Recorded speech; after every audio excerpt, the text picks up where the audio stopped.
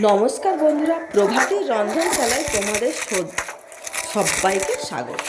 ভীষণ দাবদাহ চলছে বাইরে, তো ভাবলাম আজকেও আমি বন্ধুদের একটা আইসক্রিম করে দেখাই। তো এটা একটা নতুন একটা আইসক্রিম, টক দই দিয়ে আইসক্রিম। তো টক দই সবাই খায়, রায়তা করে খায়, তরকারি করে খায়, দইয়ের ভাপা করে খায়, কিন্তু আমি এই টক দইটাই আজকে একটু ভিন্ন স্টাইলে আইসক্রিম করব। তো তুমি দেখো বন্ধুরা, যে জিনিস মানুষ ফেলে দেয় আমি সেটাই ব্যবহার করছি।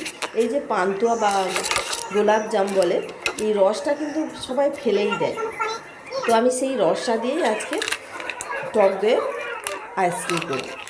বন্ধুরা, লস্যি করতে গেলেও এই মিষ্টির রস, রসগোল্লা বা পান্তুয়ার রস দেবে, চিনির পরিবর্তে, তাতে ওই লস্যিটা বেশি খেতে ভালো লাগে।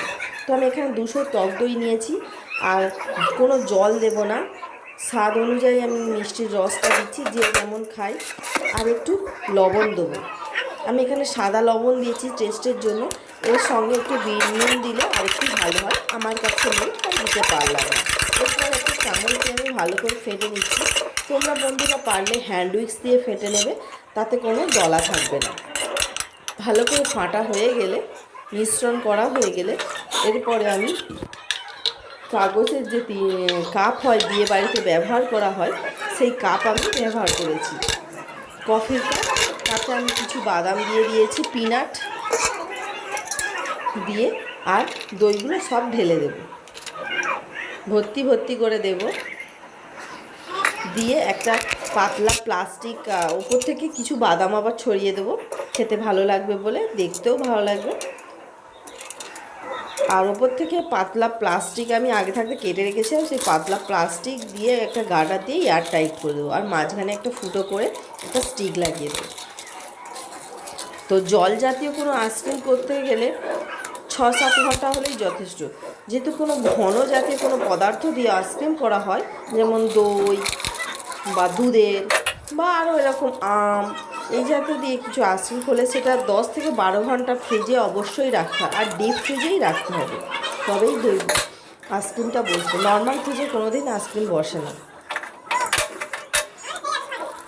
তো আমার আইসক্রিম করাগুলো রেডি হয়ে গেছে, এবার আমি ফ্রিজে ঢোকাবো। 12 ঘন্টা পরে আমি আবার তোমাদের সঙ্গে দেখা করছি। 12 ঘন্টা পরে এসছি বন্ধুরা। গতদিন বসিয়েছিলাম, পরের দিন সকালে আমি তোমাদের সঙ্গে শেয়ার করছি আইসক্রিমটা খুলে। এবার আমি প্যাকেটটা ছিঁড়ে দিচ্ছি। এই কাপে বসানোর একটাই সুবিধে বন্ধুরা, কাগজটা ছিঁড়ে দিলে এর গাটাও ভীষণ সুন্দর দেখতে লাগে, আর যেখানে জোড়া হয়েছে ওখান থেকে ছিঁড়লেই ভালো হয়, নাহলে ছিঁড়তে মানে খুলতেও ভীষণ অসুবিধা হয়। তো আমি সবকটা আইসক্রিম খুলে দেখাচ্ছি। টক দইকে সবাই রায়তা বা তরকারি খায়, আমি আজকে তোমাদের সঙ্গে আইসক্রিম করে শেয়ার করলাম। তো আমার এই টক দইয়ের আইসক্রিম যদি কেমন হয়েছে তোমরা কমেন্ট করলো, ভালো লাগলে অবশ্যই সাবস্ক্রাইব করো আর বন্ধুদের সঙ্গে শেয়ার করো।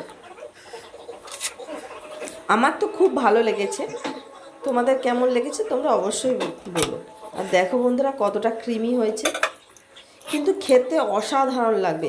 চিনির পরিবর্তে এই রসগোল্লা বা পান্তুয়ার রস দিয়ে ব্যবহার করবে, এতে টক দই, এতে আইসক্রিমটা অথবা যে লস্যি হয় সেই লস্যিটা খেতে অসাধারণ লাগে।